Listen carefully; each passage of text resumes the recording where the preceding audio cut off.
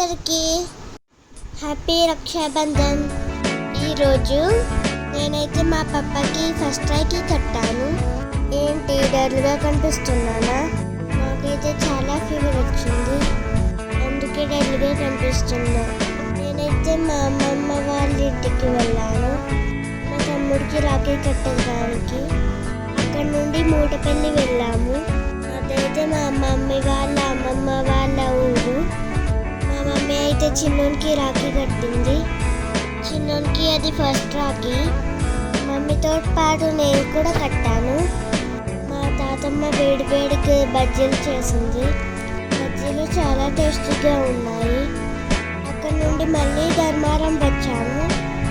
నాకైతే చాలా ఫీవర్ వచ్చింది, అందుకే ఈ వీడియోలో డల్గా కనిపిస్తున్నాను. మా తమ్ముడికి చెల్లికి రాఖీ కట్టొచ్చాను. నైట్ అయితే మా అమ్మమ్మ జొన్న రొట్టె చేసింది. టేస్ట్ అయితే బాగుంది.